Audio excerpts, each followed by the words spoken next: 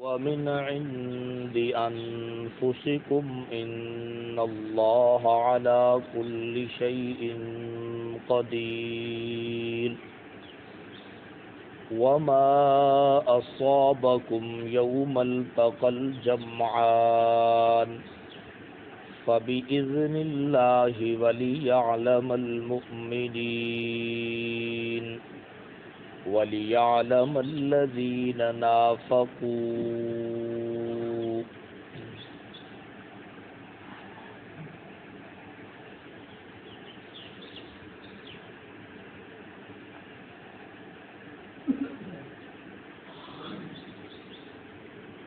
کل کے درس میں آپ حضرات کی خدمت میں اس آیت مبارکہ کا جو لب لباب ہے، خلاصہ اور مغز ہے، وہ پیش خدمت کیا تھا،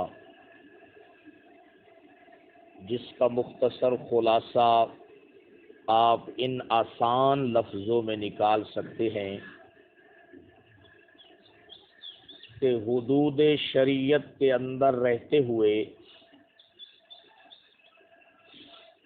کسی بھی کام کے لیے جتنی بھی احتیاطی تدابیر ہو سکتی ہیں ان کو استعمال میں لانا، یہ اللہ کی ذات پر توکل کے عین مطابق ہے یا اس کے برعکس ہے؟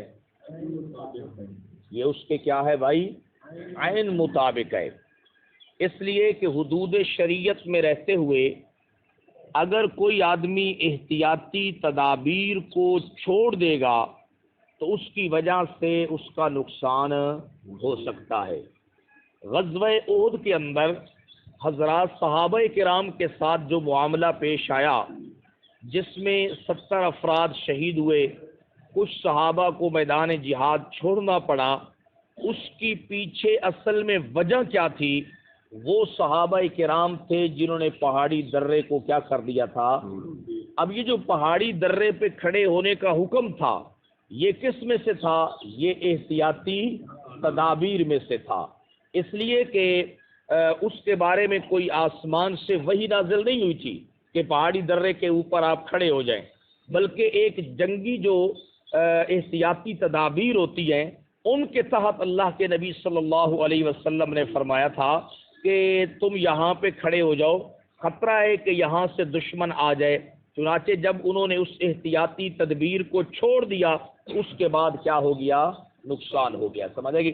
اس لیے بھائی کسی بھی معاملے کے اندر کوئی بھی معاملہ ہو، سمجھا گئی، اس کے اندر اللہ کی طرف سے حدود شریعت میں رہتے ہوئے جتنی احتیاطی تدابیر کو اختیار کیا جا سکتا ہے، جتنا زہری قوانین کو، جتنا زہری ضابطوں کو احتیاط میں لایا جا سکتا ہے، ان سب کو احتیاط میں لانا اہل ایمان پر ضروری ہے۔ اہل ایمان پر کیا ہے؟ ضروری ہے۔ اگر ان کو آدمی چھوڑ دے گا اور اس کی وجہ سے کوئی نقصان ہو گیا تو پھر وہ نقصان ان کا ذاتی نہیں ہے۔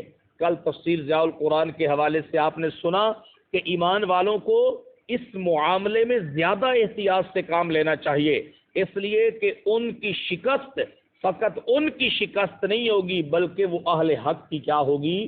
شکست ہوگی، اور ان کی جیت فقط ان کی جیت نہیں ہوگی بلکہ اہل حق کی کیا ہوگی بھائی؟ جیت ہوگی۔ سمجھ آئے گی؟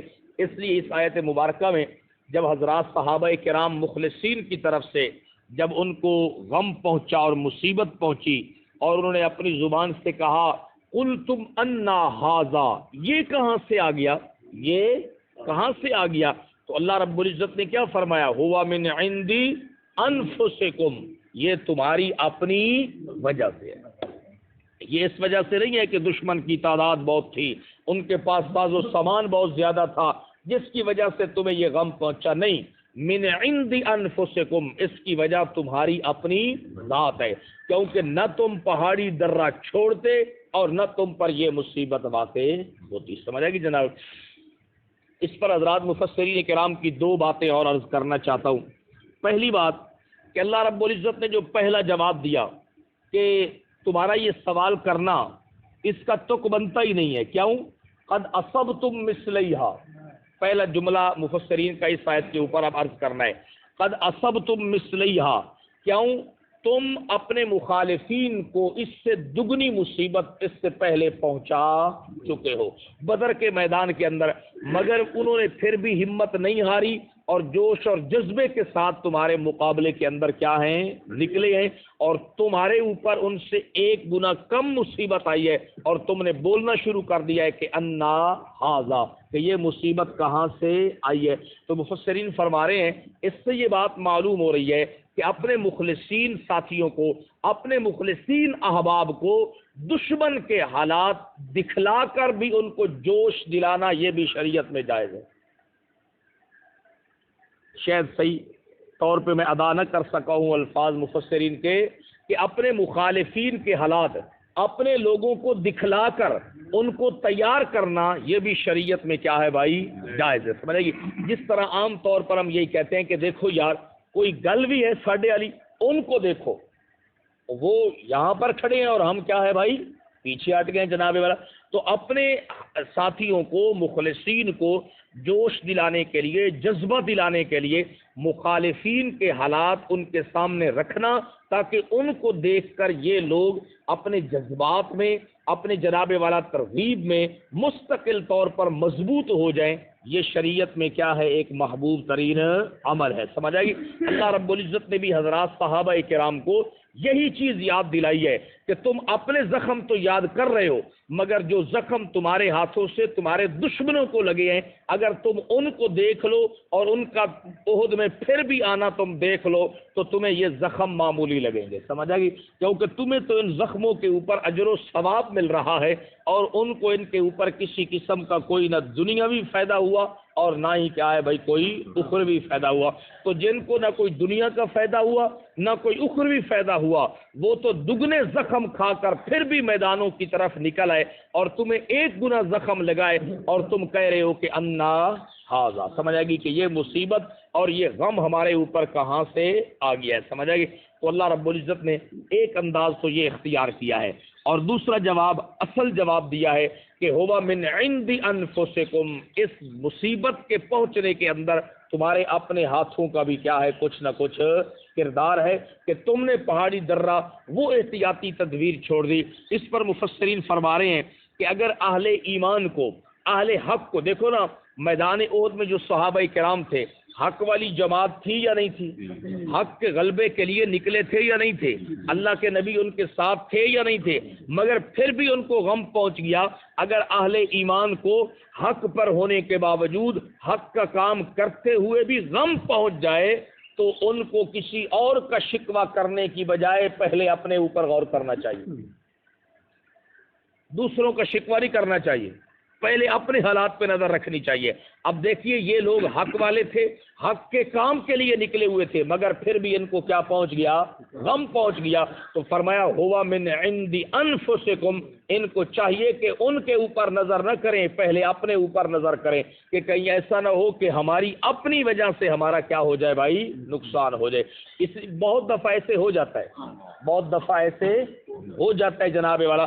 اکثر دوست اس قسم کے واقعات اور اس قسم کی مثالیں جو ہیں وہ بتاتے رہتے ہیں زمانے کے حالات کے حوالے سے، کہ آدمی نے جناب والا دینی حوالے سے کوئی اچھی بات سنی، کوئی اچھی بات سنی اور اچھا پیغام سنا، اور وقتی طور پر ایمان میں اور اعمال میں اللہ کی طرف سے ترقی ہوئی، اور پھر حدود شریعت کو پس پشت ڈال کر اور احتیاطی تدابیر، ظاہری قواعد اور ضوابط کو چھوڑ کر اس نے جناب والا ایک کام کی طرف نکل کھڑا ہوا، تو ظاہراً پھر اس کا نتیجہ اس کے خلاف نکلتا ہے، اور پھر بندہ کہتا ہے کہ دیکھو جی یہ میرے ساتھ کیا ہو گیا. تو اللہ فرماتے ہیں کہ جب کبھی کوئی واقعہ ہو جائے تو کسی دوسرے پر نظر رکھنے کی بجائے، گلہ شکوہ کرنے کی بجائے، من عند انفسکم، اپنی ذات میں بھی غور و فکر کرنا چاہیے. دیکھیے پیچھے آپ کو لے کے آتا ہوں. اللہ رب العزت نے جہاں پر حضرات صحابہ کرام کو مضبوط کرنے کے لیے اور باتیں بھی ذکر کی، وہاں پر یہ بات بھی فرمائی کہ تم اپنے سے پہلے جتنے انبیاء گزرے ہیں ان انبیاء کے ساتھ مل کر جن لوگوں نے قتال کیا ان کے حالات کے اوپر نظر رکھو. کیوں؟ فما وہنوا لما اصابهم فی سبیل اللہ، جس طرح آج اللہ کے راستے میں تم کو زخم پہنچے ہیں، بالکل اسی طرح زخم اور تکلیفیں ان کو بھی کیا ہے پہنچی تھی، لیکن فما وہنوا، ان لوگوں نے ہمت ہاری نہیں، وما ضعفوا، اور وہ لوگ کمزور بھی نہیں ہوئے، وما استکانوا، اور دشمن کے سامنے وہ لوگ جھکے بھی نہیں، بلکہ جب ان کو یہ حالات پہنچے تو ان کی زبان پر ایک دعا تھی، کون سی؟ ربنا اغفر لنا ذنوبنا، اے ہمارے پالنے والے ہمارے گناہوں کو کیا کر دیجئے، معاف کر دیجئے۔ یہاں پر میں نے یہ فائدہ مفسرین کا ذکر کیا تھا کہ بوقت شکست لوگ ایک دوسرے کی غلطیاں اچھالنے لگتے ہیں، جبکہ مخلصین کی نظر فوراً اپنے گریبان میں پڑتی ہے، وہ اپنی غلطیوں پر رب سے کیا کرتے ہیں، معافیاں مانگتے ہیں۔ یہاں پر بھی اللہ یہی فرما رہے ہیں کہ اگر کبھی اس قسم کا کام ہو جائے اور بندہ حق پر ہو، حق کے لیے نکلا ہوا ہو، اور پھر نقصان پہنچ جائے، تو یقینی طور پر اس کو صرف تقدیر کا شکوہ نہیں کرنا چاہیے، اس کو کچھ نہ کچھ اپنے گریبان میں بھی نظر کرنی چاہیے، سمجھ آئی؟ تو یہ بات، اور پھر اپنے حالات پر اس کو کیا کرنا چاہیے، استغفار کرنا چاہیے۔ فرمایا جی اولما اصابتکم مصیبت، آیا پس جب کبھی پہنچ گئی تمہیں کوئی مصیبت، کون سی؟ ہار والی احد کے میدان میں، قد اصبتم مثلیہا، تحقیق تم پہنچا چکے ہو اپنے مخالفین کو اس سے دگنی مصیبت، قلتم انا ھذا، قلتم انا ھذا، سمجھ آئی؟ اب تم کہہ رہے ہو کہ یہ کہاں سے آ گئی ہے، یہ کہاں سے آ گئی ہے؟ فرمایا میرے حبیب کہہ دیجئے ہوا من عند انفسکم، یہ اس کا زہری سبب تم خود دو، اس کا زہری سبب تم خود دو، سمجھ آئے گی جناب والا؟ ان اللہ علی کل شیء قدیر، بے شک اللہ ہر چیز پر کیا ہے، قادر ہے۔ کیا مطلب ہے؟ جو بدر میں بغیر اسباب کے جتوا سکتا ہے، وہ احد میں غم بھی دے سکتا ہے، سمجھ آئے گی؟ جو فتح دینے پہ قادر ہے، وہ شکست دینے پر بھی کیا ہے، قادر ہے۔ اب اگلی بات سننا ذرا، اب فرمایا کہ زہری سبب تم خود دو، زہری سبب کیا ہے، تم خود دو، اور حقیقی سبب جو ہے، چونکہ اس کائنات میں کوئی کام اس کی اجازت، اس کی مشیت اور اس کے حکم کے بغیر نہیں ہوتا جناب والا، چونکہ تقدیر میں یہ بات تھی کہ اگر یہ لوگ پہاڑی درے پر برقرار رہتے تو یہ غم ان کو نہ پہنچتا، لیکن چونکہ تم نے پہاڑی درہ چھوڑ دیا تو تمہیں یہ غم کیا ہے، پہنچ گیا۔ تو اللہ فرما رہے ہیں کہ اصل میں اس کے پیچھے جو مؤثر حقیقی ذات ہے، جو اذن ہے، جو حکم ہے، وہ تو میرا اپنا چلا ہے، میں نے خود پسند کیا۔ پیچھے میں اس کی وضاحت بھی کر چکا ہوں کہ اللہ رب العزت نے فرمایا کہ یہ دنوں کو پھیرنا یہ کس کے کنٹرول میں ہے، میرے کنٹرول میں ہے۔ اللہ نے فرمایا میں اگر چاہتا تو میں تمہارے اس دن میں جو فتح تھی اس کو روک سکتا تھا، مگر میں نے اس کو روکا نہیں ہے۔ یہاں پر بھی اللہ وہی فرما رہے ہیں کہ میں نے جو اس کو نہیں روکا، وہ نہیں رکی تو میرے حکم کی وجہ سے نہیں رکی، اور اس کے پیچھے حکمت کیا ہے وہ اللہ رب العزت اس آیت میں بیان کر رہے ہیں۔ فرمایا وما اصابکم یوم التقى الجمعان، اور وہ غم اور وہ مصیبت جو تم کو پہنچی جس دن ملی تھی دو جماعتیں، فبإذن اللہ، تو وہ کس کے حکم سے تھی؟ اللہ کے حکم کے ساتھ تھی۔ اللہ اس میں کیا حکمت ہے، اس میں کیا تیری غرض و غایت ہے؟ اللہ فرماتے ہیں میں نے اس شکست کو معیار بنا دیا ہے مومنین کا اور منافقین کا۔ اس شکست کو میں نے کیا بنایا ہے؟ معیار بنا دیا ہے، اس شکست کے ذریعے سے تاکہ اللہ پہچان کرا دے ایمان والوں کی، وَلِيَعْلَمَ الَّذِينَ نَافَقُوا، اور تاکہ پہچان کروا دے کن کی؟ منافقین کی۔ اللہ فرماتے ہیں اس شکست کو ہم نے معیار بنایا ہے، اس شکست کو ہم نے ظاہری طور پہ ایک علامت قرار دے دیا ہے کہ اگر تم نے مومنین دیکھنے ہو اور منافقین دیکھنے ہو تو پھر تم غزوہ احد کی شکست کو دیکھ لو۔ غزوہ احد کی شکست کے بعد جو لوگ پھر بھی ایمان پر ثابت قدم رہے، اللہ کے نبی کی اطاعت پر جمے رہے، وہ مومن ہیں، اور جنہوں نے اس غزوے کے میں شکست کے بعد حضرات صحابہ کرام کے اوپر تان کے نشتر چلائے، ان کو اللہ کی ذات کے بارے میں بدگمان کرنے کی کوشش کی، اللہ کے نبی کی ذات کے بارے میں بدگمان کرنے کی کوشش کی، تقدیر پر ان کا ایمان خراب کرنے کی کوشش کی، اور مختلف باتیں کی صحابہ کرام کے حوالے سے۔ فرمایا ان کی پہچان کر لینا کہ کہ وہ لوگ مومن نہیں ہیں اور وہ لوگ کیا ہیں بھائی؟ منافق ہیں۔ تو آج بھی ہم اپنے معاشرے کے اندر اس شکست کا تذکرہ کر کے مومنین اور منافقین کی پہچان کر سکتے ہیں۔ آج بھی منافقین اس سارے واقعے کی وجہ سے مخلصین مومنین پر کیا کرتے ہیں؟ طعن کرتے ہیں، اپنی زبان کو دراز کرتے ہیں۔ اللہ فرماتے ہیں میں نے یہ شکست جو دی ہے اور میں نے تمہارے اس دن کو روکا نہیں بلکہ پھیر دیا ہے، اس کی وجہ یہ ہے تاکہ میں زمانے والوں کو وَلِيَعْلَمَ الْمُؤْمِنِينَ پہچان کروا دوں، ظاہر کروا دوں، دکھلا دوں لوگوں کو المؤمنین کے ایمان والے کون سے ہیں، وَلِيَعْلَمَ الَّذِينَ نَافَقُوا اور تاکہ میں پہچان کروا دوں کہ منافقین کون سے ہیں۔ آج بھی غزوہ احد کی وجہ سے آپ لوگوں کو مومنین اور منافقین کی پہچان ہو جائے گی انشاءاللہ، کہ جو مومن ہیں وہ یہی کہیں گے کہ حضرات صحابہ کرام سے کچھ ہو گیا، اللہ نے ان کو ظاہری اسباب کے ساتھ ذمہ دار ٹھہرایا ہے، مگر اس کے باوجود رب نے ان کے اس معاملے کو کیا کر دیا ہے؟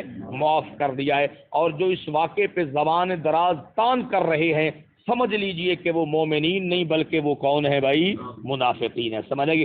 اب اللہ رب العزت فرماتے ہیں کہ وہ جو منافق تھے نا، وہ کس طرح میں نے ظاہر کر دیا کہ یہ لوگ منافق ہیں۔ اللہ فرماتے ہیں کہ اس سے پہلے بدر میں تو جو میری طرف سے مدد اور نصرت آ گئی، فتح ہو گئی، کوئی نہ پتہ چل سکا کہ کون مومن ہے اور کون کیا ہے؟ منافق ہے۔ اب چونکہ حالات تھوڑے سے مختلف ہو گئے کہ ایک طرف 3000 ہیں، دوسری طرف 1000 ہے، اور پھر اس موقع کے اوپر مشورہ ہوا اور کچھ لوگوں کا مشورہ تسلیم نہ کیا گیا، اور پھر وہ مقام شوط سے جب واپس آنے لگے اللہ نے ان کی علامات ذکر کی ہیں۔ اللہ فرماتے ہیں وقیل لہم، اور جب کہا گیا منافقین سے تعالوا آ جاؤ یار، قاتلوا فی سبیل اللہ، اللہ کے راستے میں کیا کرو؟ قتال کرو۔ جب مقام شوط سے عبداللہ بن ابی اپنے 300 ساتھیوں کو لے کے واپس آنے لگا تھا تو حضرات صحابہ کرام نے اس کو بڑا روکنے کی کوشش کی، کہا دیکھو بھائی کیوں واپس جا رہے ہو؟ تم بھی اسلام کا دعویٰ کرتے ہو، اللہ کے نبی کے ساتھ چلنے کی باتیں کرتے ہو، اب مشورے سے طے ہو گیا ہے جب اللہ کے حبیب چل رہے ہیں تو ہمیں بھی چلنا چاہیے، آ جاؤ اللہ کے راستے میں قتال کرو۔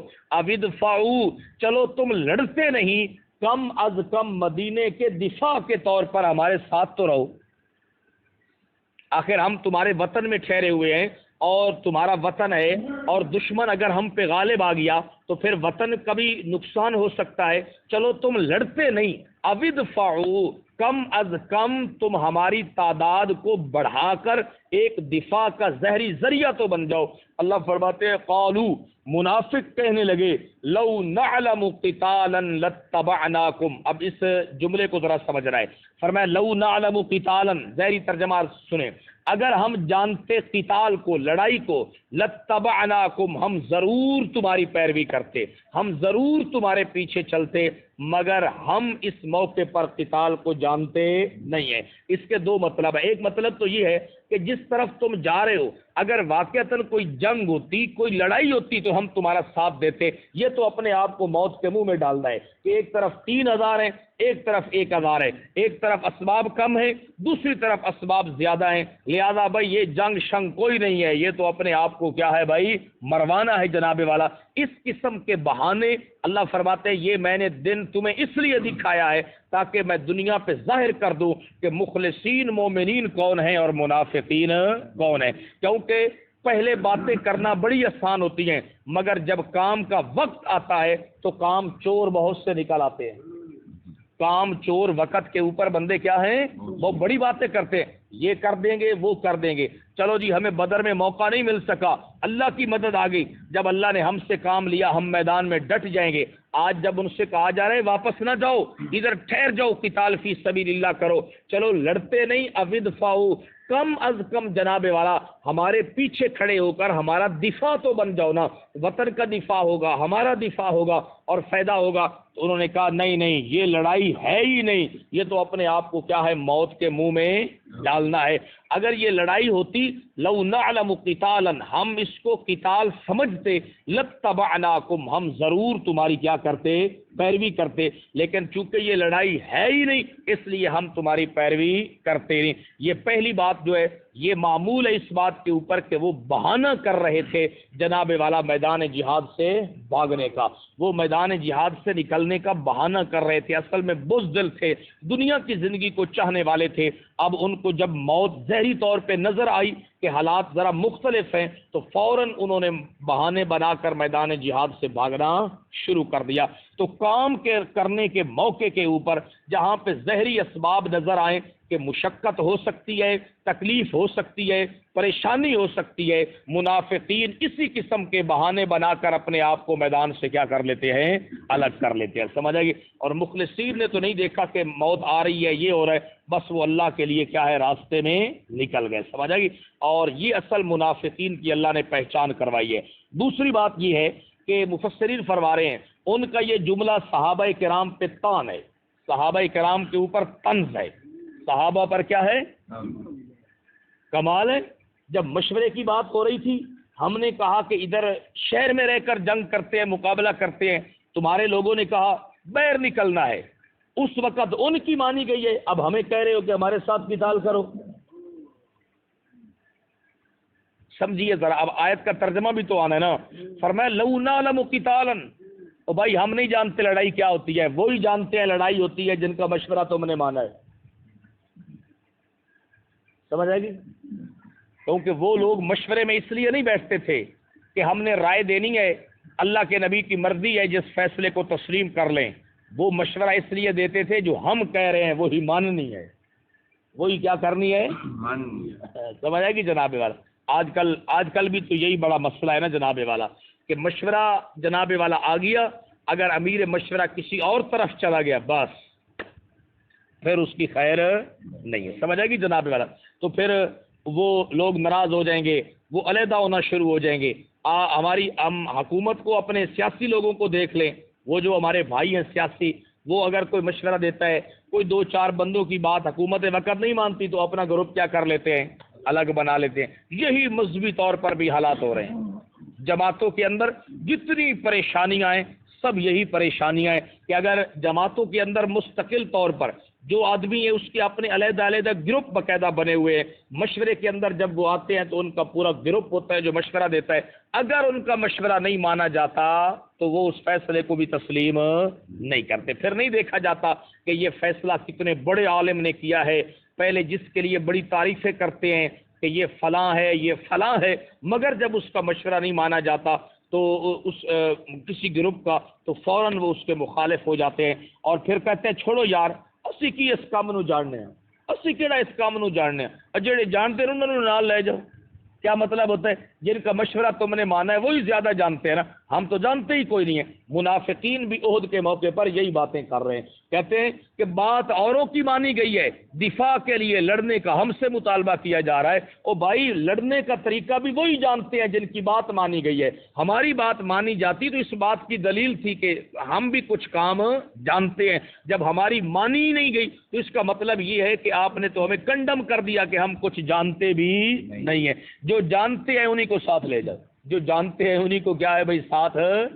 یہ آپ نا اس واقعے کو اپنے گھریلو معاملات پہ فٹ کریں، اپنے دنیاوی معاملات پہ فٹ کریں، قرآن قیامت تک کے لیے رہنمائی کر رہا ہے، سمجھ آئے گی۔ مومنین کی اور منافقین کی پہچان کروا رہے۔ اللہ فرماتے ہیں غزوہ احد کے موقع کے اوپر میں نے پہچان کروا دی ہے کہ مومنین کون تھے اور منافقین کون تھے، سمجھ آئے گی۔ تو انہوں نے حضرات صحابہ کرام سے یہ جملہ کہا، ایک تو اس کا معنی یہ ہے کہ وہ ظاہری اسباب سے ڈر گئے کہ ظاہری اسباب ان کی طرف زیادہ ہیں، ہماری طرف تھوڑے ہیں، شکست یقینی ہے، اس لیے بھائی یہ لڑائی ہے ہی کوئی نہیں، یہ تو اپنے آپ کو کیا ہے، مروانا ہے۔ دوسری بات یہ ہے چونکہ ہماری تو مانی ہی نہیں گئی، ہماری مانی جاتی تو اس بات کی دلیل تھی کہ ہم بھی کچھ جانتے ہیں، جب ہماری مانی نہیں گئی، جن کی مانی گئی ہے انہی کو ساتھ لے جاؤ، کیونکہ وہی جانتے ہیں، انہی کے مشورے کو مانا گیا۔ جب جانتے وہی ہیں تو تمہارے ساتھ لڑیں گے بھی وہی، ہم تو جانتے ہی نہیں ہیں لہذا ہمیں لڑنے کی ضرورت ہی نہیں ہے، سمجھ آئی۔ تو یہ جملہ جو ہے انہوں نے اس موقع کے اوپر بولا تو اللہ رب العزت نے ان کے اس جملے کے اوپر کفر کا حکم لگایا ہے۔ کس کا حکم لگایا ہے؟ کفر کا حکم لگایا ہے۔ ان کا یہ جملہ کس بات پر مبنی تھا؟ اور اللہ فرماتے ہیں کہ اس جملے کا ایک ظاہر تھا، ایک اس جملے کا باطن تھا، وہ ظاہر جو کر رہے تھے وہ ظاہر تھا، اندر کوئی چیز اور چھپا رہے تھے، وہ بات میں نے ظاہر کر دی ہے. سمجھ آئے گی؟ ترجمہ دوبارہ سنیے. یہ انشاءاللہ ان کے یہ جملہ آ گیا. اس جملے پر جو اللہ رب العزت نے جواب دیا ہے، تبصرہ کیا ہے، وہ کل کے آنے والے درس میں ہوگا انشاءاللہ. اولما اصابتکم مصیبۃ قد اصبتم مثلیھا، اس واقعے کو ہم یاد رکھیں گے ہر جگہ کے اوپر تو انشاءاللہ بہت سارے ہمارے حالات درست ہو سکتے ہیں، بہت ساری ہماری پریشانیاں اور مصیبتیں اور ان کا بوجھ انشاءاللہ کم ہو جائے گا. اگر ہم اس کو یاد نہیں رکھیں گے، جس طرح کل میں نے آپ کو یہ بات سمجھائی تھی توکل کے حوالے سے، اس کی غلط تشریح میں پڑیں گے اور احتیاطی تدابیر، ظہری قوانین اور ضوابط کو چھوڑ دیں گے تو پھر اس کا جو نقصان ہوگا ظہری طور پر وہ احد والوں نے دیکھ لیا اور اللہ نے سبب ظہری کے طور پر ذمہ دار ان کو ہی ٹھہرایا ہے. اولما اصابتکم مصیبۃ، آیا پس جب پہنچی تم کو مصیبت احد کے میدان میں، قد اصبتم مثلیھا، تحقیق تم پہنچا چکے ہو اس سے پہلے اپنے مخالفین کو 2 گنا. قلتم، تو تم نے کہا، انا ھذا، یہ شکست کیوں ہوئی؟ ہم تو حق پر تھے، حق کے لیے نکلے ہوئے تھے، پھر بھی ہمیں غم پہنچ گیا. قل ھو من عند انفسکم، کہہ دیجئے ھو من عند انفسکم. آج جو ہے نا ہمارے اکثر ساتھی مجھے کہتے ہیں تو پھر میں کیا کہہ سکتا ہوں، کہتے ہیں ہم تو اللہ کے راستے میں نکلے ہوئے تھے، جماعت میں پیچھے سے بچوں نے ہمارا سامان چوری کر لیا. سمجھ آئے گی؟